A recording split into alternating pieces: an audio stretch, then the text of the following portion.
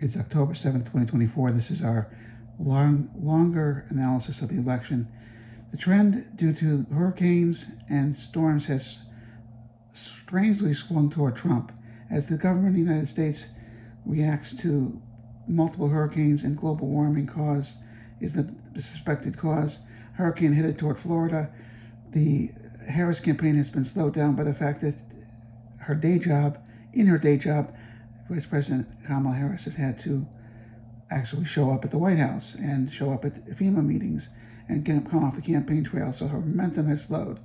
Arizona has gone, although it's less than 1%, against her, as has Georgia and North Carolina. Florida has gone toward her, as the margin in that state's polls is less than 3%. Texas is strangely drifting toward Harris in spite of the spending of no money. The blue wall, which is Wisconsin, Michigan, and Pennsylvania, Michigan maybe a little bit more Harris than the others, is responding to a blizzard of media input from the Harris and Trump campaign. About $200 million is set to be spent between now and the end of the campaign. And it's going to be a very, very, very close race. So I will admit I was wrong. Yes, I will totally admit I was wrong. My prediction of a landslide for Harris is not going to happen unless people are lying. Yesterday's theme of the day was American voters don't like to be treated like they're dumb, and that's what the Trump campaign is treating them like. They continue to lie to them and expect not to get caught. And I'm so surprised that J.D. Vance said at the debate that if I was never in favor of a national abortion ban, and 5 YouTube video links came out the same hour from independent people who just did a quick Google search showing video of J.D. Vance saying, I am in favor of a national abortion ban. So I think we should ask J.D., flip-flop, flip-flop, flip-flop, which is it? Are you in favor of an abortion ban or not? Because you played nice at the debate, and that was cool. You made some points up. You improved your favorability. You reduced your negatives a little bit, but you're still lying for Donald Trump. And I think that the American people are tired of it.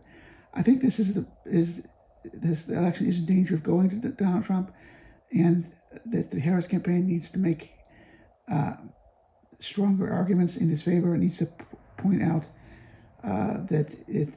what's happening. I think that the strategy of limiting her public appearances has been bad for the campaign.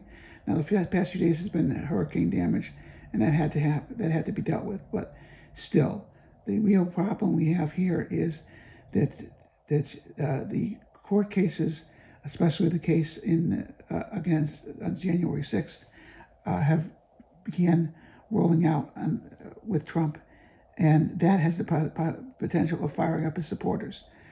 The issue that Kamala Harris is pushing is obviously reproductive rights abortion, and that there are state referendums in Arizona that may push or support her, where there's state referendums in Missouri, which will not help the Harris campaign. There's state referendum, I believe, in Michigan that may help the campaign.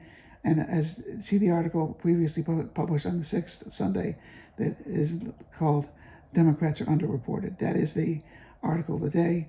And as you will see,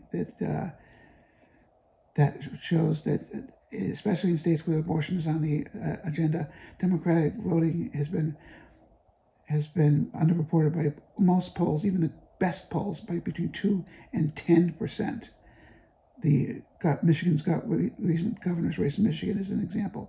Almost every election where abortion was on the ballot since 2022, when the Dobbs decision took away women's reproductive rights, has gone in favor of Democrats, and that may be the one thing that saves Kamala Harris. It will not be a landslide if it continues now. The fact that Texas and Florida are drifting our way could prove me wrong again.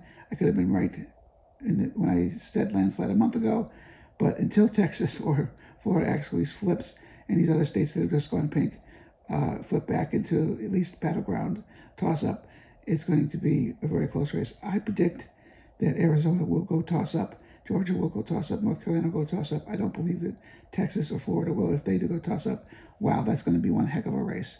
But that's where we are on October 7th, 2024.